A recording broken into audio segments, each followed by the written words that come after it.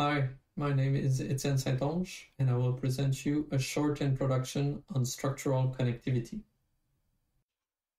In this presentation, I will explain how to obtain the structural connectivity matrix from a pre-computed tractogram and streamline. So from the previous presentation of Gabriel Gérard, you should already know how to reconstruct a streamline. In this presentation, we will focus on streamline endpoints, so the starting and ending position, and how do they connect the different regions of the brain. To measure this connection, we will first need an image of gray matter region or cortical labels.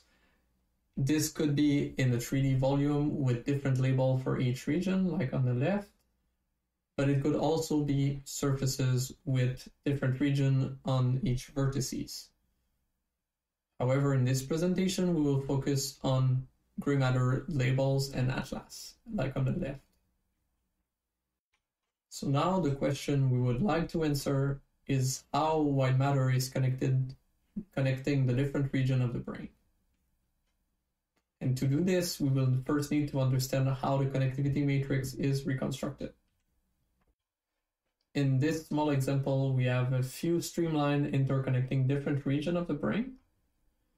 So first, we need to describe a list of the region in question. So we have the temporal left, the motor left, the motor right, the temporal right. We also have a few subcortical regions in blue, in green, and in yellow. To fill the connectivity matrix, we will need to first take a connection, so a streamline connecting two different regions, and we will simply take the labels from the starting region to the label of the ending region. So in that case, it would be the motor left to the motor right, and then we would add a value in that point, or we'll increment the value in that matrix at that position. And we will repeat the process for different connections. So for example, these connections from the gray nuclei to the motor region, we will add those values based on those streamlines. And then for example, the CST connecting the brainstem to the motor region, we will also add those values. These values could simply be the streamline counts, or it could be other diffusion measure along the streamline that you average together in this connectivity matrices. So as a result, this connectivity matrix could be simply a count of streamline in between each region, but it could be other diffusion measure. It can be noted that the same process could be done with cortical surface. It's just that instead of ending points inside a volumetric region, you would end along the surface. So you could see, for example, all those endpoints, you will estimate how the streamline interconnect and intersect with two different regions along the cortical surface. So when applying this approach for a full brain tractogram, we will have this type of result where on the left we would have a list of streamlines or a tractogram with different cortical region from free surfer, an example, and we will obtain those connectivity matrices from different regions of the brain, where we could see the mostly right hemisphere in connection, the left hemisphere connection, and then we would have the intra-hemispheric connection, so going from the left to the right in those corners. This connectivity matrix could also be visualized as a graph where you would take a point as a cortical region. So for example, these green points could be the same as this one. And then you will associate the weight in the connectivity matrix to the edge in between those two regions.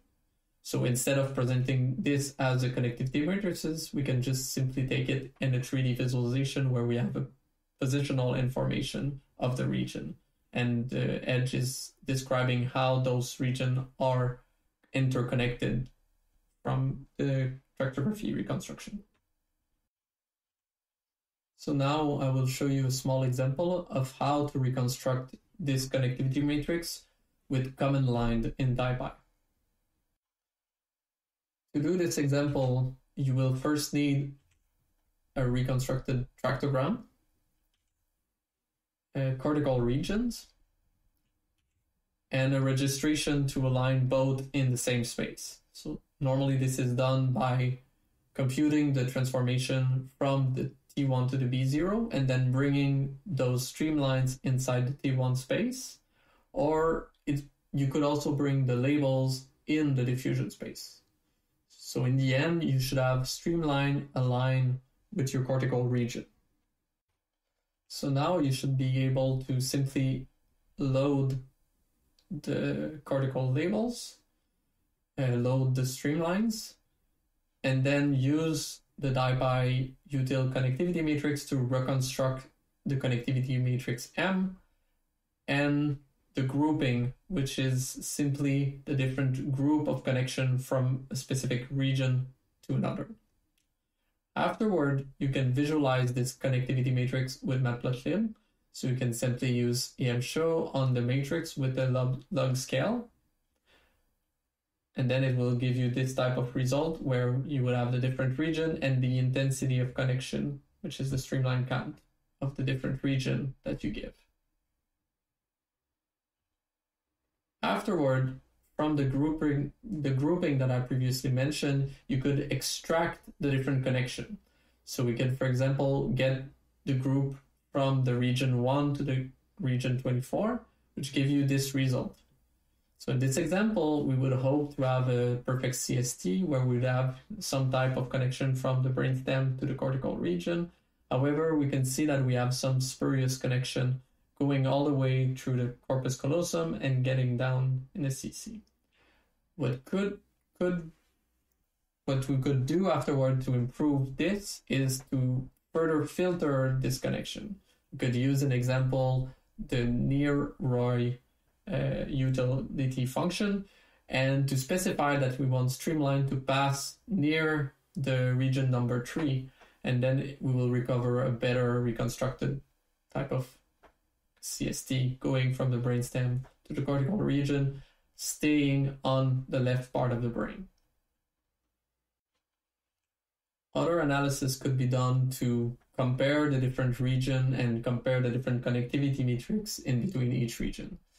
So we could use this type of matrix distance function to compare different subjects and see how their connectivity matrix is different.